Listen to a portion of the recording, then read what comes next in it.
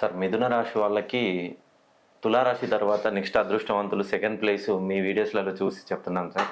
First place తులారాశి వాళ్ళైతే రెండో ప్లేస్ మిథున రాశి వాళ్ళు అంటున్నారు. మిథున రాశి వాళ్ళకి మాకు అదృష్టం వచ్చిందా అనే ఆలోచనలో వాళ్ళు ఇప్పుడిప్పుడే ఉన్నారు సార్. వాళ్ళకి నిజంగానే అదృష్టం రాబోతుందా? వచ్చింది. ఆల్రెడీ అదృష్టం అనేది మనకు ఈ సంవత్సరం ఉగాది వచ్చింది కదా. ఆ ఉగాది నుండి వాళ్ళకు మిథున రాశి వారికి అదృష్ట యోగం కలిగింది. గురువు మిథున రాశిలోకి వచ్చాడు.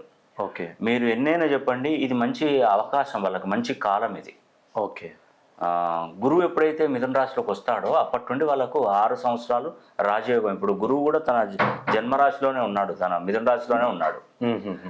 జన్మ లగ్నము మిథున లగ్నం అయినటువంటి వారికి కూడా మంచి ఫలితాలు వస్తాయండి. ఓకే, జన్మ లగ్నము జన్మ రాశి మిథున రాశి అయినటువంటి వారికి ప్రత్యేకించి ఈ 6 సంవత్సరాలు రాజయోగం ఏర్పడబోతుంది. ఓకే, దీర్ఘకాలికంగా ఉన్నటువంటి కోర్టు కేసులు కానీ, ఏమైనా ఆస్తి పంపకాల విషయంలో కానీ, ఫైనాన్షియల్గా ఎవరికైనా డబ్బులు ఇచ్చి తిరిగి రాకున్నటువంటి వారికి కానీ వీరికి మంచి అవకాశం అయితే ఉంది. వీళ్ళకి వసూలు అయితే డబ్బులు వచ్చేస్తాయి.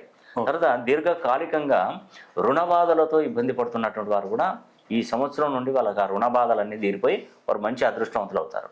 ఓకే, తర్వాత ఉద్యోగం కోసం ప్రయత్నిస్తున్నటువంటి ఎన్ని ఉద్యోగాల కోసం ట్రై చేసి విసిగిపోయి అసలు నాకు ఈ ఉద్యోగాలే అద్దిగా, నేను ఇంట్లో ఖాళీగా కూర్చుంటాను, నాకు ఉద్యోగం అనేది నా జీవితంలో ఆ భగవంతుడు రాసి పెట్టలేదు అని అనుకున్నటువంటి వారు కూడా ఉద్యోగాన్ని సంపాదించి దర్జాగా మీరు బ్రతికే అవకాశం కూడా మీకు వచ్చింది.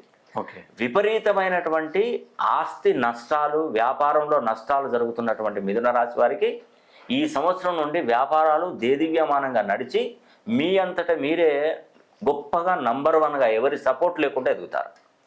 అదేవిధంగా విదేశాలలో చదువుకున్నటువంటి పిల్లలు మాస్టర్స్ చేసి మాస్టర్స్ కంప్లీట్ అయిపోయి ఉద్యోగాలు రాక ఇబ్బంది పడుతున్నటువంటి వారు కూడా ఈ సంవత్సరం చాలా మంచి మేలు జరుగుతుందండి.